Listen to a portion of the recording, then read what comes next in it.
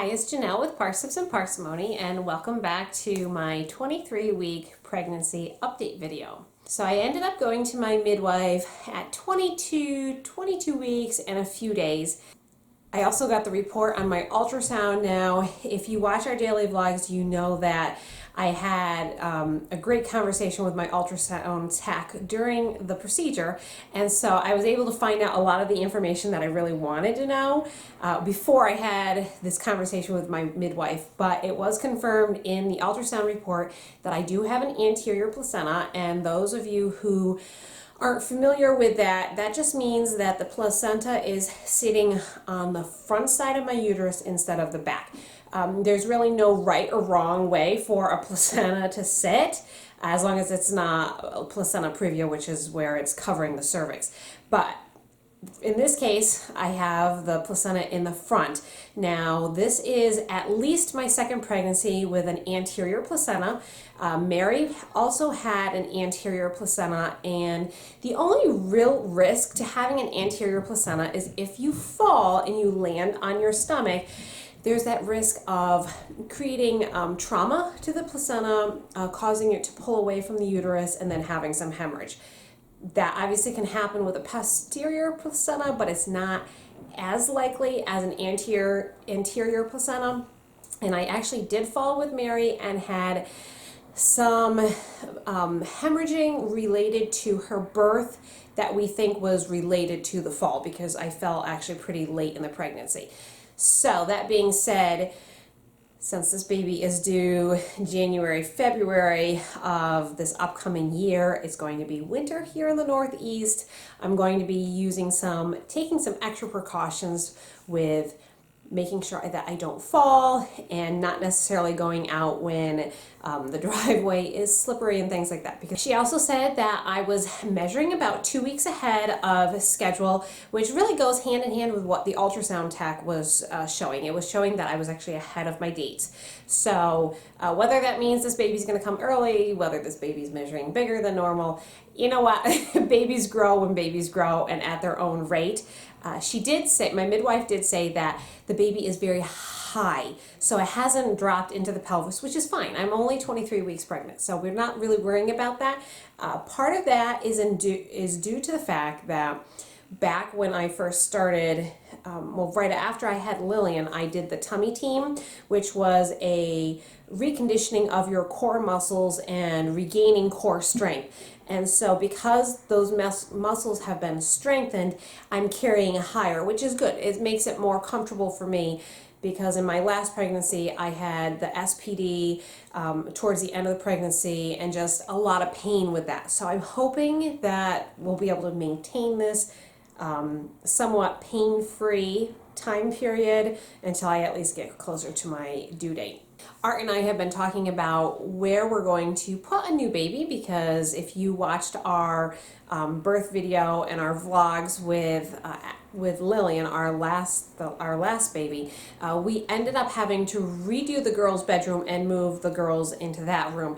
And because we don't know if this is going to be a boy or a girl, we don't know which room it's going to go in, and we want to get those preparations made now and not wait. Now, we like to co-sleep with our babies for anywhere from 3 to 6 months. We have a bassinet that actually stays in our room, and the baby will stay with us for whatever time period seems appropriate for that child. They're all different. I've had some babies that live in here for only 6 weeks, and then I have some babies that live in here almost 8 months. So we just sort of, generally it's 3 to 6 months, and we want to make sure that we have all of that taken care of ahead of time, so we're not really rushing after the baby comes, because we did that with Lillian, and that was definitely challenging, trying to do a remodeling project with a newborn. So we've been talking about redoing one of the bedrooms. It's actually our office, and moving our office. That's going to entail probably some repainting and putting in a new door and things like that. Not a huge project, but we want to start doing it now before life gets really, really crazy.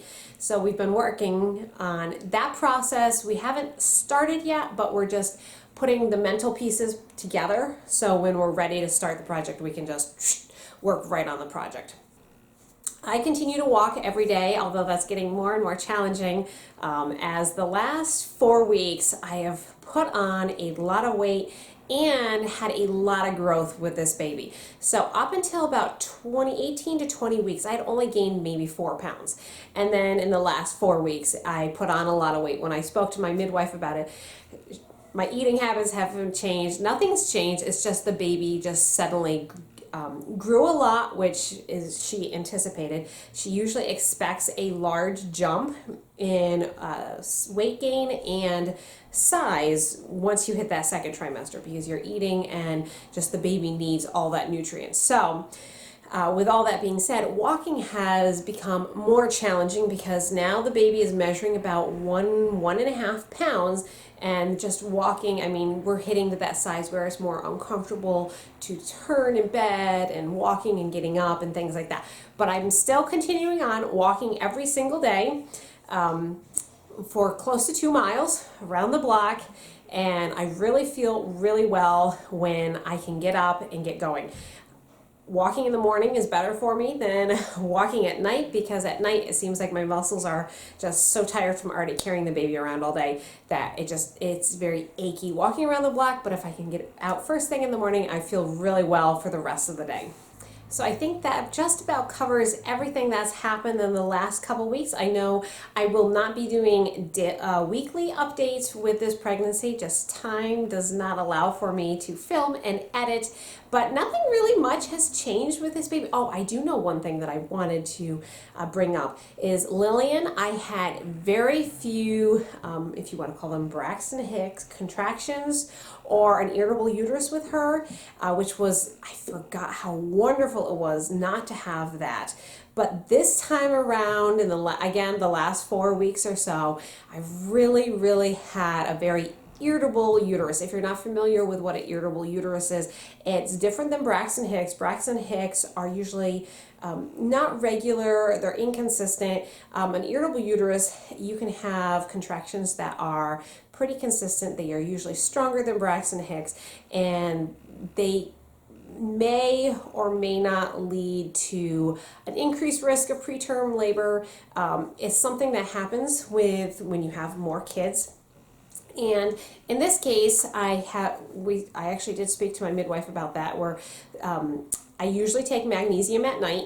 So we're upping that to a magnesium in the morning and a magnesium at night, because that helps. It's a smooth muscle relaxant, an all-natural one, that just kind of keeps things more calm.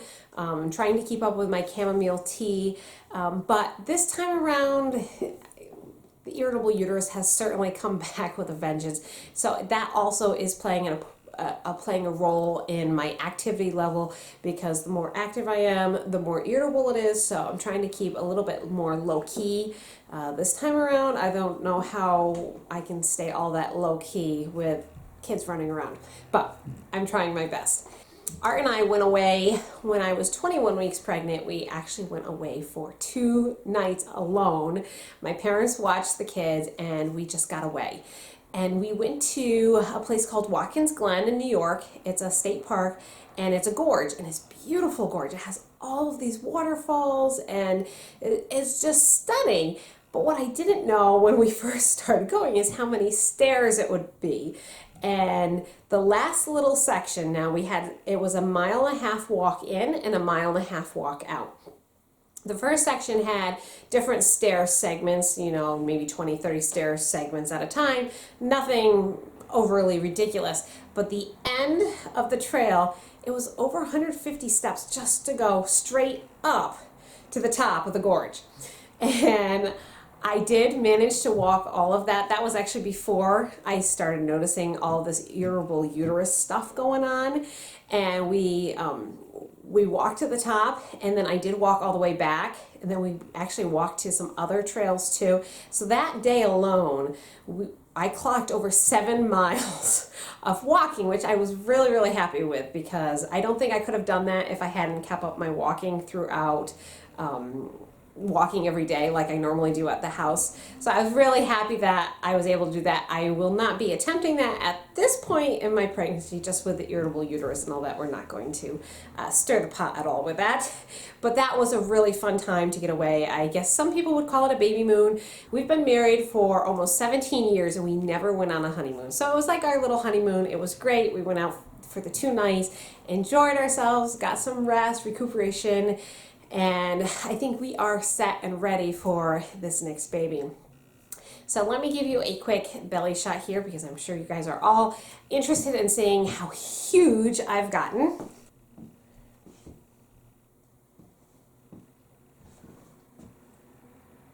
So thanks so much for watching. If you're new to our channel, welcome. Please subscribe here. We are planning another home birth, and that will hopefully be filmed and documented and shown here on this channel sometime the end of January, beginning of February of 2019. So thanks so much for watching, and we'll see you for our next pregnancy update. Bye.